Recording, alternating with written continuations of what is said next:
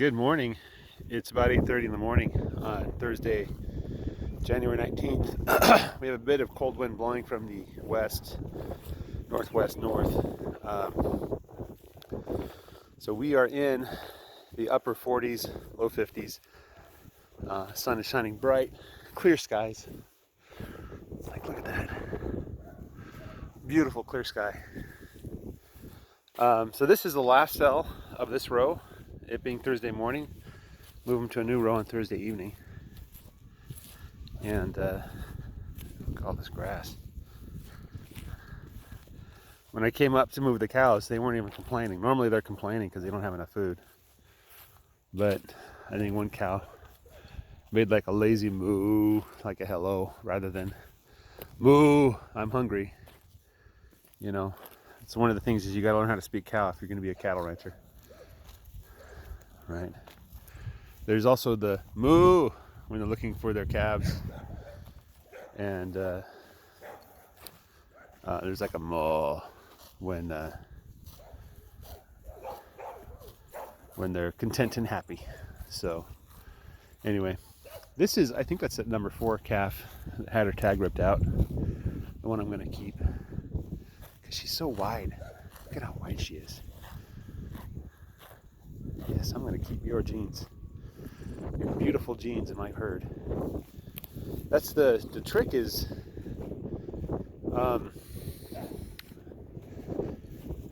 you get cows that are adapted to your style and your land, and the cows that you bring onto your land will never be as adapted as the ones that are born here. So that's one of the reasons why I need to start replacing the cows with heifers that I've grown here.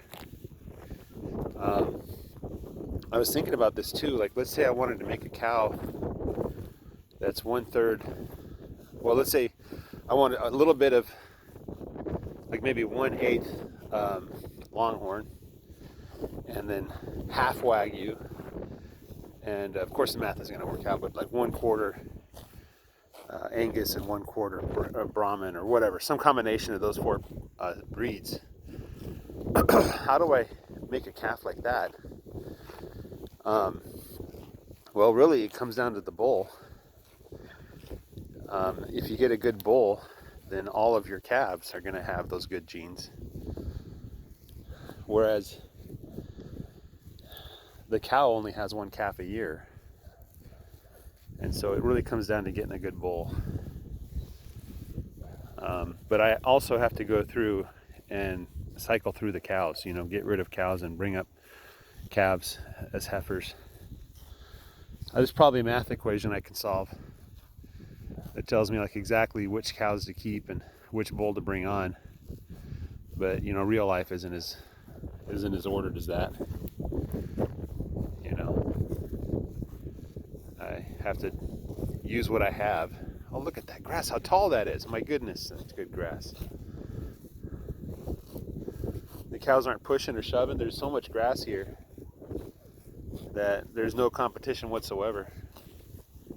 And my wife is, again, spoiling the sheep. She's going to come out with cattle cubes, I assume. Woo! It's chilly. Whoa! You trying to kick at me? Number 6? I snuck up on number 6. She got surprised. She tried to kick at me. That's why I don't get close to them before I touch them. I kind of reach out with my arm like this. Because they can kick, but they can't kick that far. Let's take a look at Red. Red has figured out what the optimum strategy is. Rather than pay attention to the grass, she's going to pay attention to you, Jennifer.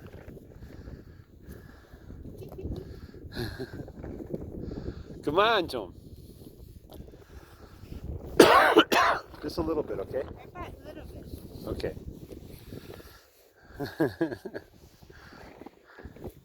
We're at the feed store buying minerals because they're low on minerals. And Jennifer's like, get some cattle cubes, get some cattle cubes. I'm like, how much you plan on giving them? And she's like, the whole bag. No, just give them a little bit. They need to learn to eat the grass, Jennifer. They are. Yeah. You're teaching Red to just watch you. Look at this. Red's all filled in now. She doesn't have a hollow. Barely. Tiny hollow. You know. You can barely see Red's ribs. That's probably a score of 4. A condition of 4. Let's get where the light's behind me so you can see what I see.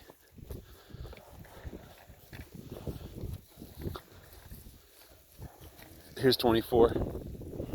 24's hips are poking out. You can see her ribs quite well, so she's a 4 or worse. You know? Yeah, once you do this, Jennifer, all chaos is unleashed. 20 would probably be showing her ribs if she wasn't so furry.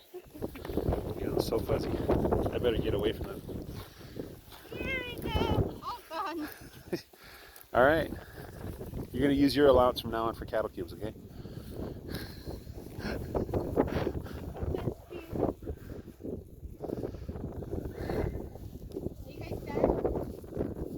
See how much grass there is here? Some of the grass is quite tall. So the sheep were munching here last night, and I asked if they were going to get the weeds. Looks like they really didn't target the weeds, so they just kind of ignored them. I wonder if the cows like those weeds. Anyway, the wind is blowing quite strong. My hand is getting cold. I'm going to let you guys go. Look at these rams. Look at their beards. They are pretty. Hey, you're pretty boys. Hey, boy. Hello, boy. All right, that ewe is definitely pregnant. This ewe, maybe. She's so furry. This one's so fuzzy. Is she warm? Let me reach in and feel. So soft. Oh my goodness. It's so soft. It's like a cloud. Yeah. So the hair sheep, they don't produce as much lanolin as the wool sheep, so it's not as waxy. It feels good. Feels good. Let's see if 413 will let me touch her. Can I touch you? Yep. There's one right there on the ground. All right, guys.